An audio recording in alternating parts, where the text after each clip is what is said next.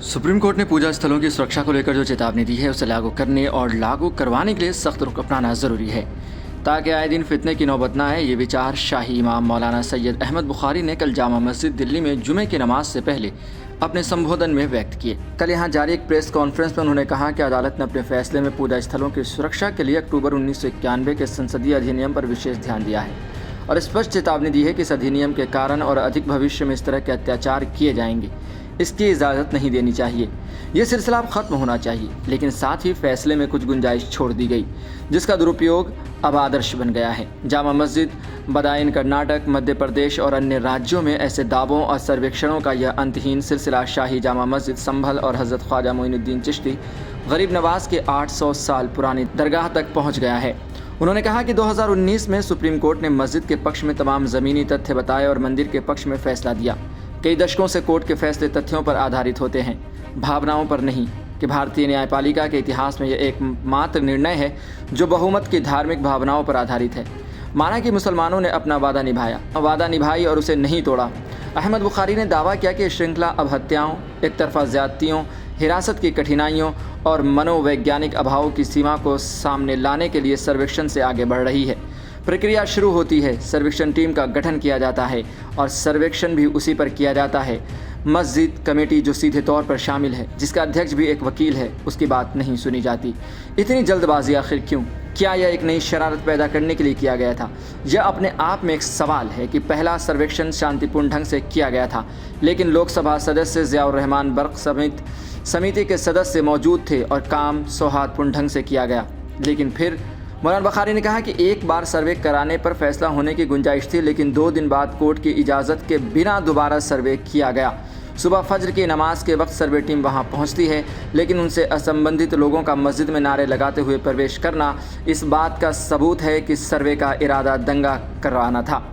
इस कदम से लोगों का नाराज़ होना स्वाभाविक था। बाद में हालात बिगड़ गए, गोलियां चलीं, मौतें हुईं, 5 छोटे बच्चे मारे गए, कई लोग घायल हुए, कई गिरफ्तारियां हुईं, सैकड़ों लोगों पर मुकदमे कायम हुए। शहर में भय और तबाही का माहौल है। उन्होंने कहा कि जीवन में कई बार ऐसे मौके आते हैं जब व्यक्ति खुद को असहाय महसूस करता है। आज विश्व में मुसलमानों की यही स्थिति है।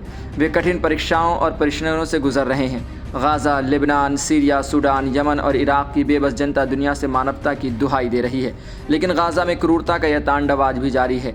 हज़ारों शहीद, हज़ारों घायल और लाखों बेघर मुस्लिम देश नहीं जगा सके। इस विनाश और तबाही के बाद भी आप इसे क्या कहेंगे? फ़िलिस्तीन के युवाओं, बुज़ुर्गों, महिलाओं और बच्चों ने जो धैर्य दिखाया है वो उनके साहस को सलाम है।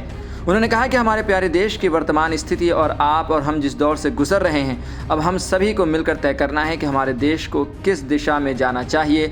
जो हमने संविधान में तय किया है, जिस पर अभी भी सभी की सहमति है, आज नेतृत्व प्रधानमंत्री के पास है और ये सभी मामले सीधे तौर पर उनसे जुड़े हैं। इससे यह विश्वास पैदा होता है कि देश में कानून का राज है, समानता और समता है, न्याय और निष्पक्षता कायम है। मस्जिदों, मदरसों और धर्मस्थलों को बार बार ध्वस्त करने, फूल चढ़ाकर स्वागत करने की घटनाएं सामने आ रही हैं। भीड़ हिंसा के अपराधियों को गले मिलना। उन्होंने कहा अगर कोई मुसलमान थोड़ा सा भी विरोध करता है और कुछ नुकसान होता है तो इसकी भरपाई उन्हें जेलों में डालकर, गैर कानूनी मामले दर्ज करके, इस निंदा, कुरान की आयतों का अपमान, इस्लाम और मुसलमानों के बारे में बहुत अभद्र भाषा का उपयोग करके की जाएगी। प्रधानमंत्री के रूप में आपकी स्थिति से मेल नहीं खाता। उन्होंने पूछा कि क्या भारत के मुसलमान इस देश के समान नागरिक नहीं हैं? कई साल पहले हरियाणा में दंगा हुआ था जिसमें हज़ारों करोड़ रुपए की सरकारी संपत्ति नष्ट हो गई। हमारे खिलाफ सरकारी कार्रवाई इतनी तेज़ है कि कोई नोटिस नहीं दिया जाता या इतना कम समय दिया जाता है कि हम अपना सामान भी नहीं उठा सकते। हमारे घर भी तोड़ दिए जाते हैं, हमारी मस्जिदें शहीद कर दी जाती हैं, हमारी मज़ारें भी तोड़ दी जाती हैं और हमारे खिलाफ मुकदमे चला दिया जाते हैं। ऐसे में मुसलमान वंचित महसूस नहीं करेंगे तो क्या करेंगे?